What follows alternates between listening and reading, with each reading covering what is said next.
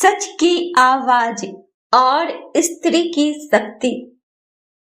Based on Bhagavad Gita chapter 1 verse 3। नमस्कार बहनों और भाइयों, आप सुन रहे हैं विमेन वॉइस इंडिया, जहां हम जीवन, समाज और सनातन ज्ञान को जोड़कर समझते हैं। आज का विषय है भावनात्मक दबाव, पारिवारिक नियंत्रण और स्त्री की आत्मशक्ति, और इसे हम समझेंगे भगवद गीता के माध्यम से। कभी आपने महसूस किया है कि आप सही होते हुए भी चुप हो जाते हैं? कभी किसी ने कहा हो, घर की बात बाहर मत बोलो, या तुम बोलोगी तो रिश्ते खराब हो जाएंगे। यही वह जगह है जहां धीरे धीरे सच दबने लगता है और डर बोलने लगता है। एक गांव की महिला रीना की कहानी है।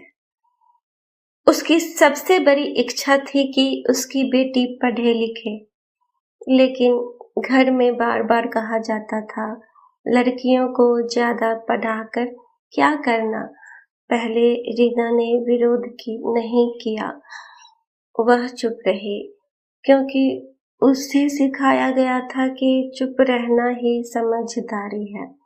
लेकिन हर बार जब वह अपनी बेटी के लिए कुछ बोलती, उसे दबा दिया जाता।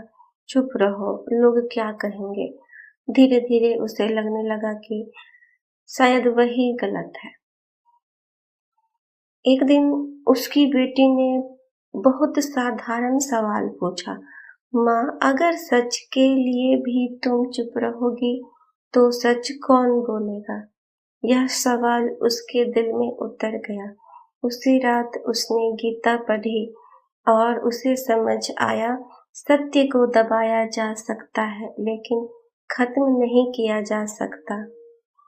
दुर्योधन भी युद्ध में शक्ति दिखा रहा था, लेकिन भीतर से असुरक्षित था। यही भावना हमें गीता के इस श्लोक में दिखती है। डर, दबाव और मैनिपुलेशन के पीछे छिपी असल कमजोरी। सच्चाई यह है, जो लोग डर से नियंत्रण करते हैं, उनकी ताकत आपके डर पर टिकी होती है। रीना ने उस दिन लड़ाई नहीं की, उसने सिर्फ एक निर्णय लिया, मेरी बेटी पढ़ेगी। आवाज कांप रही थी, लेकिन इरादा मजबूत था।